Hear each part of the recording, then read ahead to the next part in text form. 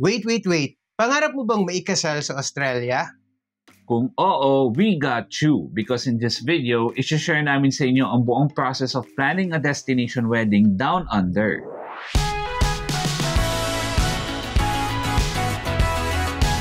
Hey Dirty Peter, I'm Vince. And I'm Yosh. And yes, after 16 years of being together, we finally did it! We got married in Australia. It's something na matagal na naming plano pero this year yung perfect time for us talaga. If you're not a member of the LGBT community, don't worry, mag-a-apply pa rin sa inyo ang video na to because the process for straight and gay wedding ay exactly the same sa Australia. Walang additional steps or requirements. But before natin i-discuss ang mga steps, disclaimer muna. Kami ni Vince, we're not wedding planners or immigration advisors ha. Think of us as just friends nyo, simply sharing our experience planning a wedding in Oz.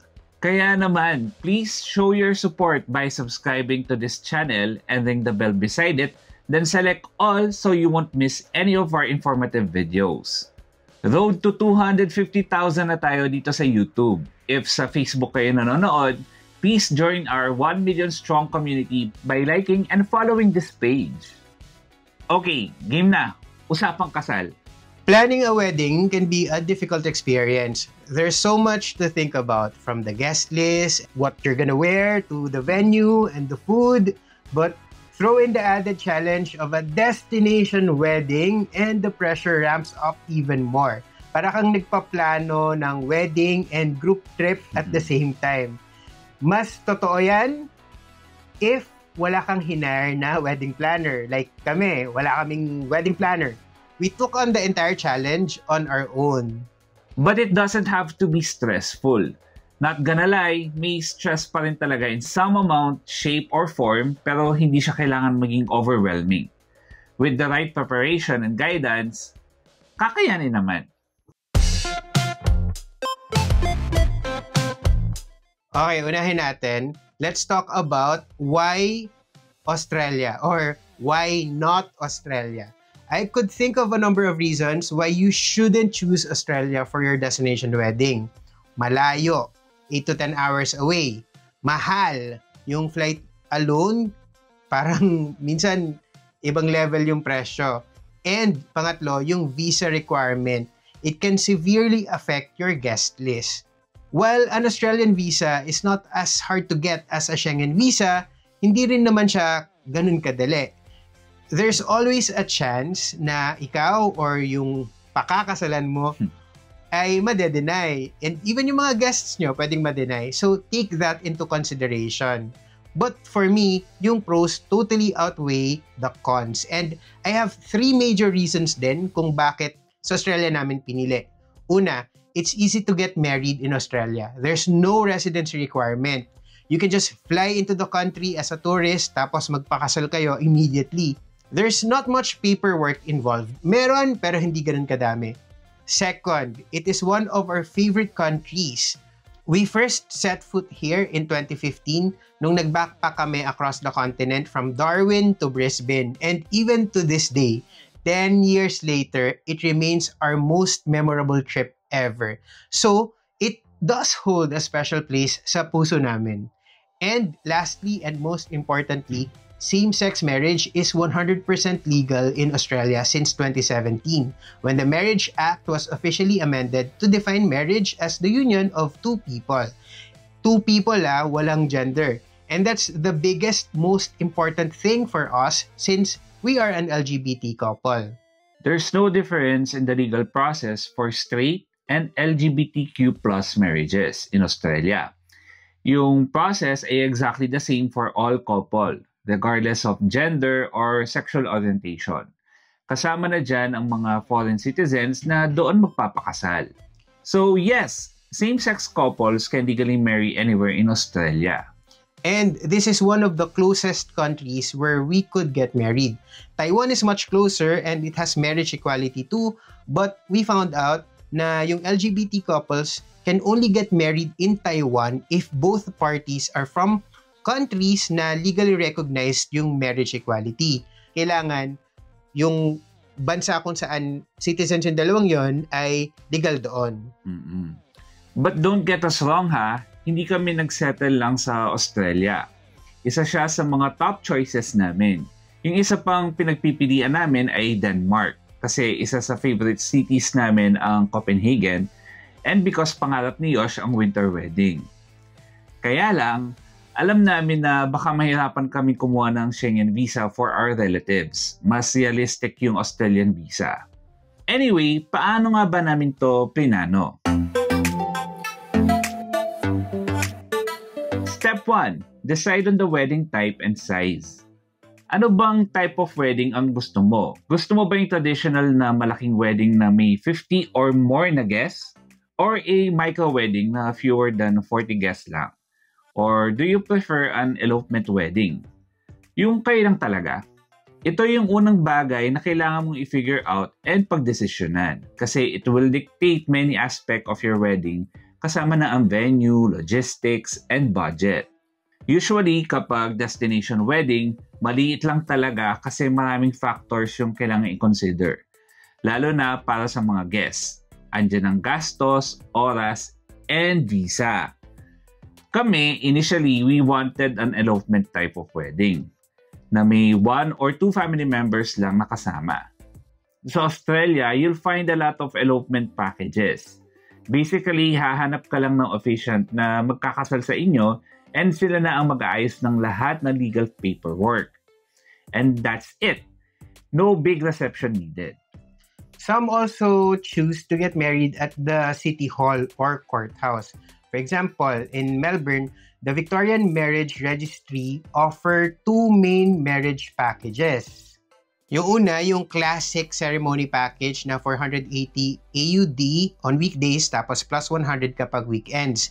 This includes the service of a celebrant or officiant, tapos may traditional wedding script lang yung susundan, and a reservation at one of their ceremony rooms sa Old Treasury Building. Maganda yung building na yon. You can invite guests, pero yung room can only accommodate 8 guests. Yung isang room. Tapos yung isa naman is 55 guests. So, depende sa pipiliin mo. Pero kung naka-budget ka lang talaga, meron silang legal-only package. Pero weekdays lang siya available. Tapos 380 AUD lang siya.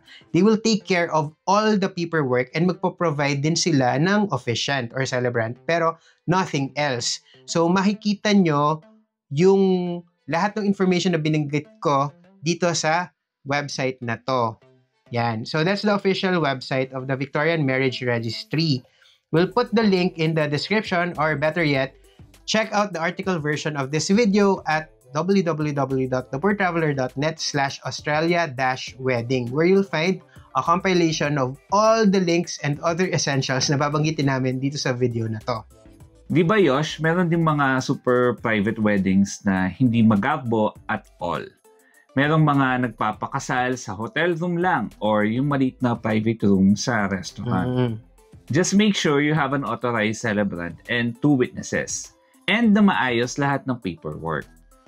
Yes, it was something na kahit tayo kinonsider natin, very simple na wedding lang na walang bells and whistles at all. Yun yung original plan. But since we got engaged a few years ago, some of our friends and relatives expressed na they would love to be there at the wedding kahit na it meant flying to Australia and mapagastos sa tickets and hotels. So as the days passed, we started entertaining the thought of more guests. We ended up with a guest list of 20 lang naman, which was quite intimate and manageable for us. I think yun yung perfect size talaga para sa amin. Step 2. Pick a wedding date. Yung next 2 steps natin are actually interchangeable. Step 2 is about the date. Step 3 is about the venue. Ikaw bahala kung ano yung mas ipaprioritize mo.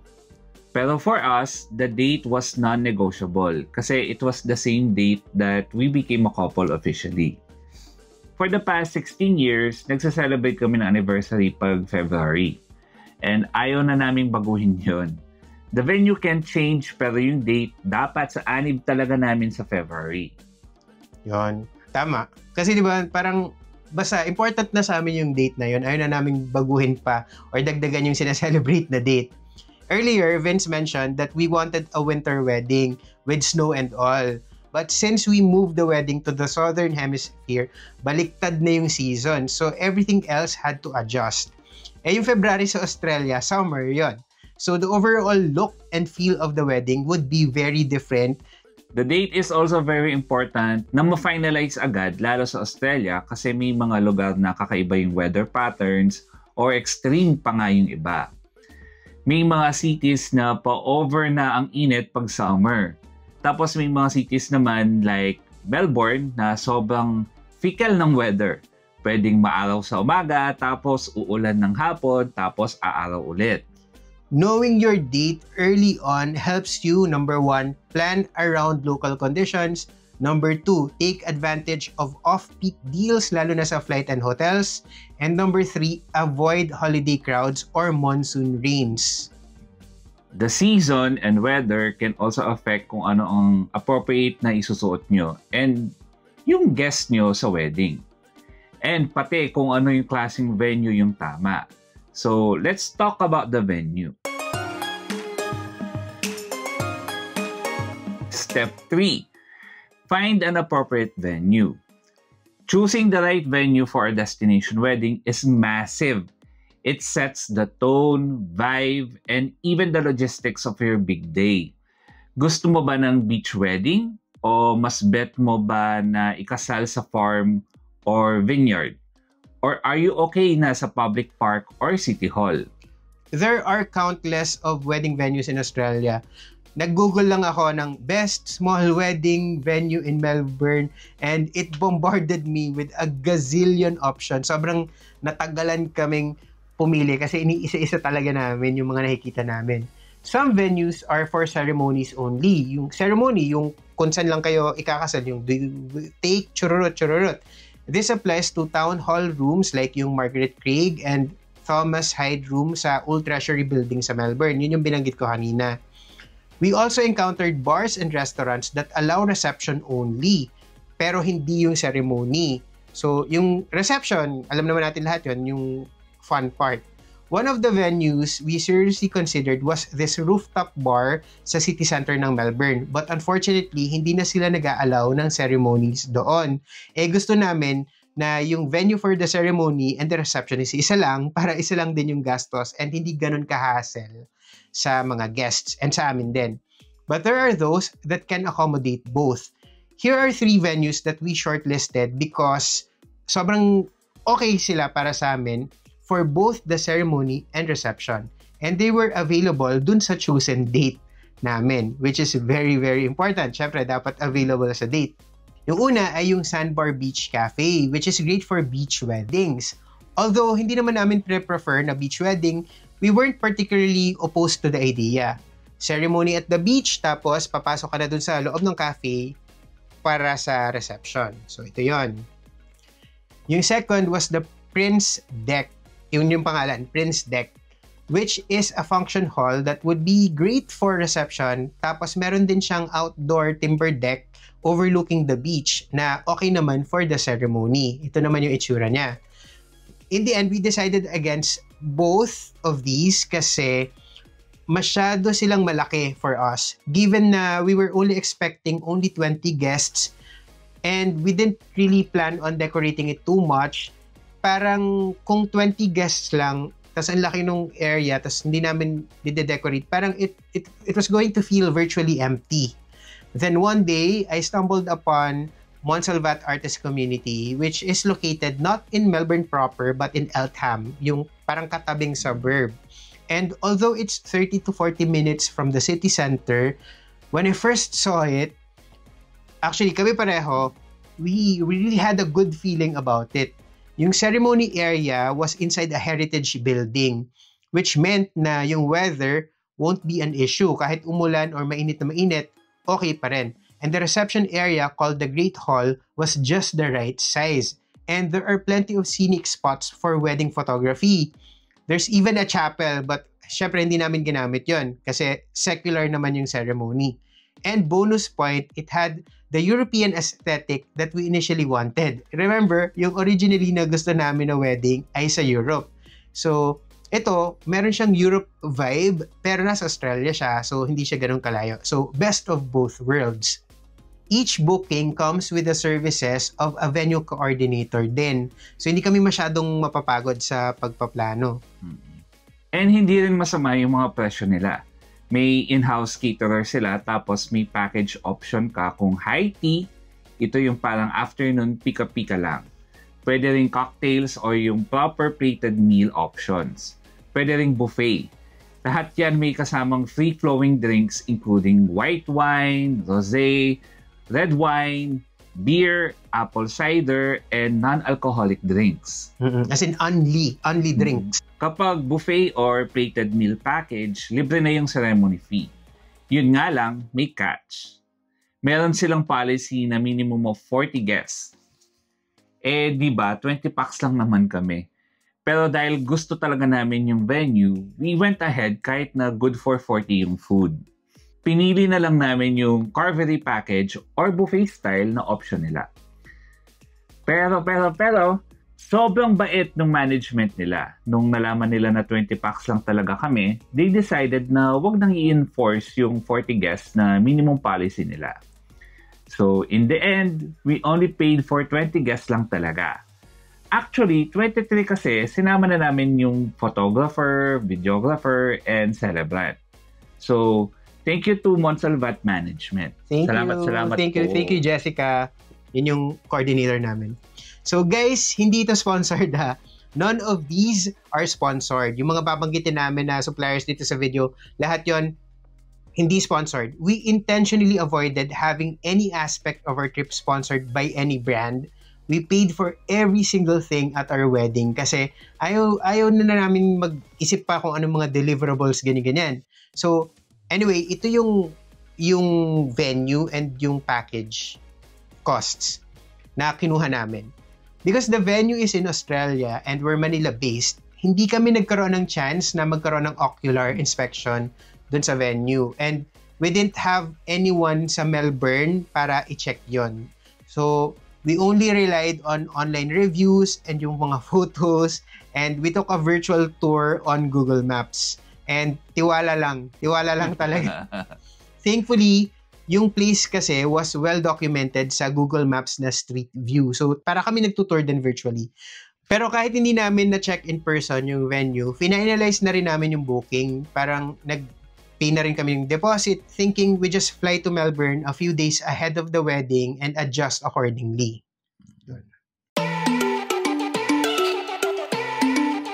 Step 4. Book a celebrant. Yung celebrant, yun yung magkakasal sa inyo. Any wedding in Australia must be officiated by someone na legally recognized by the Australian government. Pwede itong civil celebrant, minister of religion, or registered officiant. Fortunately, hindi ganun kahirap maghanap ng authorized na celebrant or officiant sa Australia, kahit na for LGBTQIA+ na couples. Most venues, meron silang preferred na celebrants. Someone na katrabaho na nila madalas. And pag tinanong sila, yun yung i-refer nila.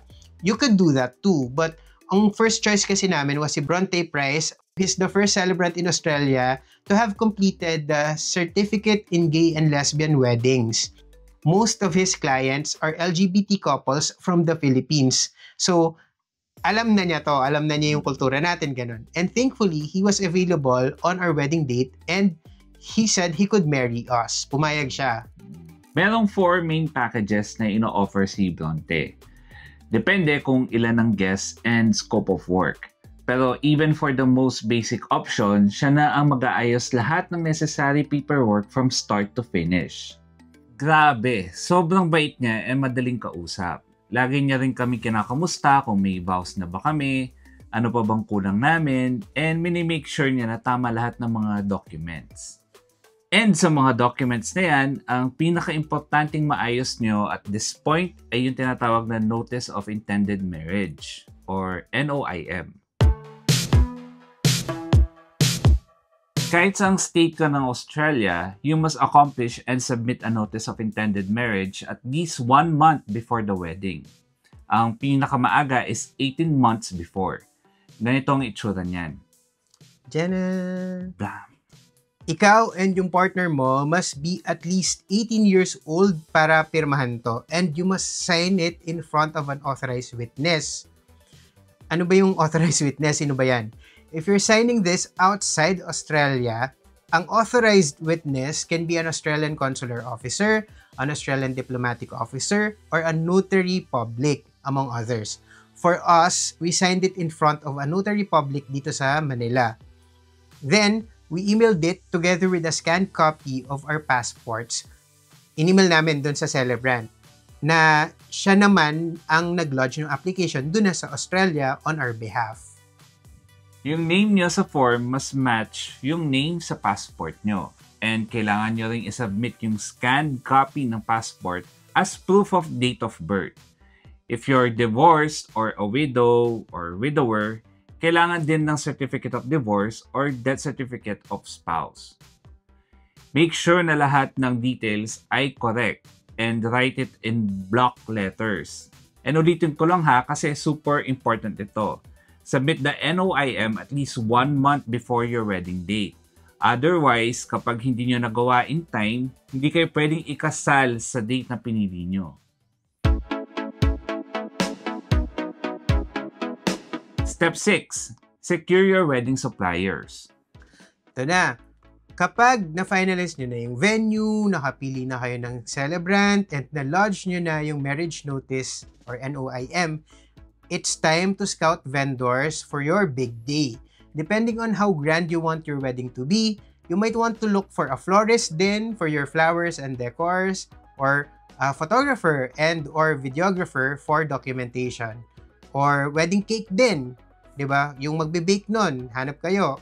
And if your venue doesn't have it in-house, kailangan nyo rin ng caterer for the reception. Yun ay kung ganong klaseng wedding yung gusto nyo. Kasi remember, merong mga elopement lang. Pero di ba, Yosh, usually, yung mga venue, meron silang listahan ng mga preferred or recommended suppliers nila. So, Tama. if wala pa kayong contacts, ask nyo sila. Minsan, may discounts din kapag sa kanila galing. Pero if meron naman kayong ibang napipisil, most venues naman, pinapayagan kayo to source outside. Yes. One of the reasons we like Monsalvat is it's the type of venue na hindi mo talaga kailangan masyadong effortan to glam it up or look special. Meron siyang rustic, almost medieval character to it that you can totally get away with having no too little adornments. So, we only ordered a few flower arrangements and yun na yun. The name of the flower shop is Indigo Flower House, recommended by the venue coordinator. Yun lang yung ginawa namin. Hindi kami nagpa-candles, kung ano-anong kortina, ganyan. Wala na. Kasi nga, very medieval din naman yung theme na gusto namin. Anyway, so, sa flowers, ang binayaran lang namin talaga is yung buttonholes, yung nilalagay dito, yung floor piece na malaki, dun sa ceremony area. Tapos meron ding lang mga parang arrangement na nasa vase sa magkabilang side ng ceremony. And meron yung rose petals, fresh rose petals na pangsaboy, gano'n. Yun. Tapos may delivery fee lang din. Yung total na binayaran namin, nasa 1,558 AUD. Yung cake namin was baked and designed by Froggy from What Froggy Bakes. Tinanong niya lang kami kung ano yung gusto namin na cake. Meron ba kaming design na napipisil sa mga designs niya or meron ba kaming inspiration outside. Ako kasi, alam ko na kagad kung anong cake yung gusto ko. Tapos, yun din naman kasi yung gusto ni Vince nung tinanong ko siya. Gusto namin nung palette knife style na cake na white na may blue na parang wedding world map. Ganon. Ang problema is, 20 guests lang kami. So, dapat maliit lang yung cake, good for 20. Pero, si Tonet, na isa sa mga best friends namin, gusto niya 3-tier. Hinayaan na namin siya na siya yung masunod kasi libre niya daw, yun daw yung gift niya sa amin. So, ayun, 3-tier, kahit na sobrang dami nung cake, 3-tier na cake para sa 20 guests. So, tatlong tiers naman na yon, iba-ibang flavor. So yung top is carrot cake, tapos chocolate, tapos caramel. Yan. 846 AUD yung total na binayaran namin doon. Pero kung kaya pa niyang mas mura, kung mas maliit yung cake na gusto niyo. And for our photos and videos, ang kinuha namin ay si King Abbott. Very talented and Pinoy din siya na based in Melbourne. Nahanap lang namin siya sa Instagram and nagustuhan namin yung portfolio niya talaga. Yan. Ito yung contact details ni King. Ang basic package niya, ang binayaran namin, nasa 3,300 AUD lang. At the time kasi meron siyang basic package. So yun yung pinili namin. Hindi nga lang namin sure kung available pa tong basic package ngayon kasi wala na siya sa website niya ngayon. So, contact nyo na lang siya kung interested kayo. Pero sobrang galing niya. Ang gaganda ng photos. Yung nakikita nyo sa screen ng mga photos, kay King yan. Di ba? Ang ganda. And one more thing, since our venue was situated around 30 minutes from Melbourne City Centre, syempre kailangan din namin isipin yung transportation. And accessible naman yung venue by Uber and kahit nga bus madali lang puntahan. Pero Vince and I, we wanted to make it a lot more convenient for everyone sa mga guests namin. Kasi 'di ba, inabala na nga natin silang lumipad ng Australia, mag-apply ng visa. So, gusto naman namin na mapadali lang. Kumuha kami ng mini bus na good for 23 packs and 700 plus AUD binayaran namin for round trip. Tapos, pinick up niya lang kami sa Melbourne, din drop off kami sa venue nung hapon, and then umalis na. Tapos, bumalik na lang siya 7 hours later after the reception. Pinick up niya kami doon. Yung total na binayaran namin is 750 AUD, tapos binook namin siya sa buscharter.com.au. Most suppliers ay i-require kayo na mag-deposit muna tapos babayaran yung balance later. Usually, a week or two before the wedding date. Pero once locked in na the venue, date, and NOIM, it's time for step 7. Send out invitations promptly. Yes, as early as you can, basta finalize na lahat. You need to do it sooner than later kasi remember, this is a destination wedding. May international travel involved. Yung mga guests nyo, kailangan nila ng ample time para mag-file ng leave of absence from work way in advance. They would probably want to stay longer in Australia para ma-maximize yung cost ng flights. Kasi sayang naman, di ba? Alangan pumunta lang sila doon, umattend ng wedding nyo, tapos umuwi na rin. Siyempre, gusto nila longer. Most of our guests stayed for a week or two. Yung iba nga, nag-tour pa ng other parts of Australia and New Zealand. Like si Ces, yung co-host namin, nag-Sydney pa siya. Siya si Jax, nag-Sydney. Si Joy, nag-Sydney. Si Attorney, nag-New Zealand. Yon. Second is para makapag-book ng flights and hotels ng maaga. And usually, you'll get them cheaper if you book way ahead of time. Informing your guests early will allow them more time to save money. Kasi hindi mura ang Australia, guys. Medyo mahal ang Australia. Nga pala, if magbubook kayo ng hotels in advance, sabihan nyo rin yung mga guests nyo to choose properties na may free cancellation para just in case ma-deny ng visa or kung ano man, you can easily get a full refund.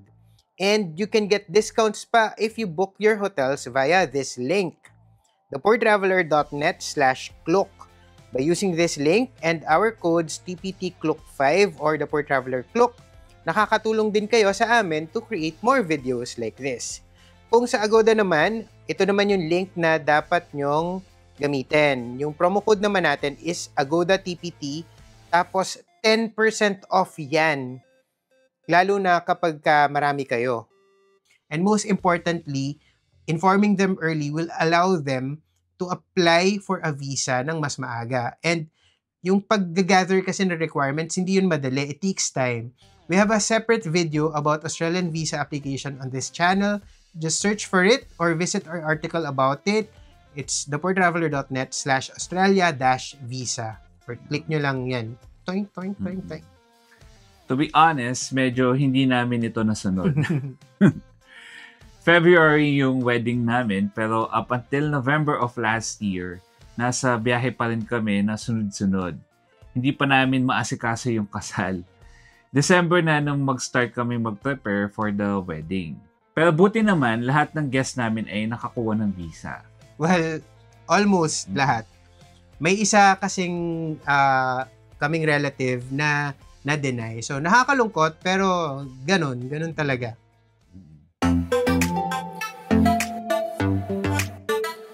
Step 8. Do an ocular visit or rehearsal before the big day. Siyempre, ideally, ang i-book nyo na venue ay yung nakita nyo na in person. Pero if hindi nyo magawang mag-ocular talaga way in advance, okay lang naman, pero galingan nyo lang sa pag-check ng info online. Kami, ang ginawa namin, we made sure na dumating sa Australia at least a couple of days early para ma-check namin ang venue and identify possible problems. Yes, actually, sinamahan kami ni Jax Reyes na friend namin. Maaga rin siya lumipad to Melbourne to support us and ang galing niya.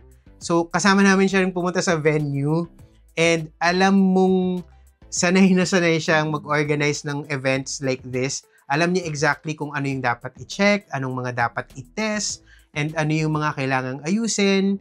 He knew the right questions to ask yung venue coordinator namin. Siya talaga yung nagtatanong. Siya yung pinakakausap. He learned the ropes at the venue, including how to operate the sound system. Mga bagay na hindi na namin maiisip yan kasi ang dami na namin iniisip. Pero si Jax talaga parang, i-test natin, ganyan.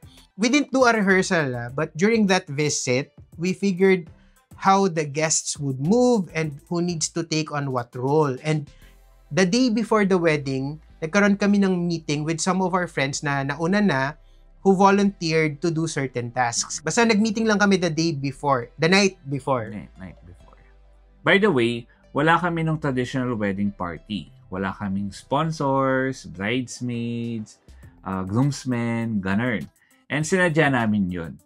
Meron lang kaming ring bearer and flower girl.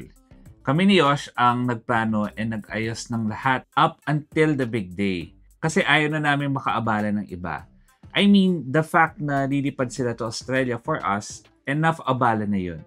Tama. Pero syempre, on the wedding day itself, ibang usapan yun. Hindi naman pwedeng kami na ngayong kinakasal, kami pa rin yung haharap at kakausap sa mga suppliers dun sa araw ng kasal mismo. So, yun yung pinag-meetingan namin the night before. So, tinurn over namin to some of our friends yung certain aspects of the wedding. So, they took charge. Iba. Kunyari, si Ces, siya yung host nung kasal. Si Dean served as the main coordinator for the suppliers that day. Si Asta naman, ng ganito friend, siya yung in charge of the decors and crowd control. Tapos si Jax yung go-to for anything venue and food related. And si Leo, siya yung naging DJ and nag-reading din siya. Basta all-around guy siya that day. Yun. So let's talk about the big day itself. Step 9. Follow the wedding mandatories or legalities. Just before the ceremony, may mga bagay pang kailangang asikasuhin. Imimit kayo ng celebrant or officiant para sa dalawang bagay. First, to double-check your identity documents again. Usually, passport yan. And i-verify din niya na yung two witnesses nyo ay over 18 years old. Yung sa amin, ang pinili namin na witnesses, yung mga nanay namin. Kasi parang, wala lang, symbolic. Ganun. Second reason na imimit kayo ng celebrant is to confirm consent. Gagawin to isa-isa.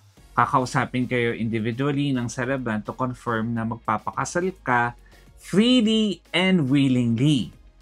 This is to ensure na walang na coercion or pressure or pilitan. Ako yung una, so pinalabas muna si Yosh sa room. Tapos, nung turn na ni Yosh, ako naman na nag-step out. Hindi lang to formality ha, legal requirement to. Oo, kailangan talaga yun ng batas. At one point during the ceremony, you must also read the monitum. Hindi ko alam kung tama yung basa ko. Basta, it's the formal paragraph that explains the nature of marriage under Australian law. It goes something like, before you are joined in marriage, I am required to remind you that under Australian law, marriage is the union of two people to the exclusion of all others voluntarily entered into for life. Yon. If hindi mabanggit to, hindi legally valid yung kasal. So, kailangan mabanggit yon. Tapos, aside from any personal vows na isusulat nyo and sasabihin nyo, you also have to say a very specific line in front of the celebrant and your witnesses. Yung line na yon is something like this. I call upon the persons here present to witness that I, chururot, take you, Camerlin, to be my lawful wedded husband or wife or spouse. Bala. You can personalize your vows around this, but the legal sentence must be said in full. Pero wag niyong masyadong alalahanin, your celebrant should be able to provide the correct wording. Tama. And bago matapos ang wedding ceremony, pipirmahan niyo yung marriage certificates as overseen by the celebrant and your chosen witnesses. 3 copies ng certificate yung pipirmahan. Yung isang copy para sa Registry of Births, Deaths, and Marriages ng Australia. Basically, sa gobyerno. Yung second copy, kopya ng celebrant. And yung last copy, para sa inyo na yon as keepsake. Nakabantay naman ng celebrant to make sure na lahat ay done correctly and witnessed properly. After signing, the celebrant will officially pronounce you married. Married! Outside of these mandatories, you can get creative, especially dun sa reception. Just make sure that you follow the local laws, especially regarding alcohol consumption. Lalo na sa Melbourne, merong certain mga rules pagdating sa pag-consume ng alcohol, lalo na sa labas. But it's not over yet. Step 10. Submit the paperwork. This step is more for your celebrant. Yung celebrant nyo kasi, siya yung magla-lodge nung marriage registration with the appropriate state registry, usually within 14 days to. After the marriage is registered, you can request an official marriage certificate from the state registry. Yung processing nito, pwedeng tumagal ng few weeks to a few months bago mo ma-receive depending on the state. But don't worry, hindi mo naman kailangang hintayin yan sa Australia mismo. Pwede mong i-ask ang celebrant na siya na ang mag-ayos, usually as an add-on or for extra fee. Tapos, siya ang magsasend sa'yo nito by mail. Na-receive namin yung sa amin roughly a month after our wedding. That's it! You're officially and legally married! Gusto nyo ba na i-share namin sa inyo how much we spent in total for the wedding? Hindi namin sure kasi if dapat ba namin i-share kasi it feels weird to disclose all our wedding expenses kasi syempre personal yon. But if you want to know those details, sabihin nyo lang, just let us know in the comment section below and we might create another video breaking down everything that we spent to make this wedding happen. And again, if you want a written version of this video for easier reference, just visit thepoortraveler.net/Australia-wedding. Yon. If you enjoyed this video, please comment, like, and subscribe and save our promo codes for discount. And remember, plan smart, travel safe, and make every trip Worth it!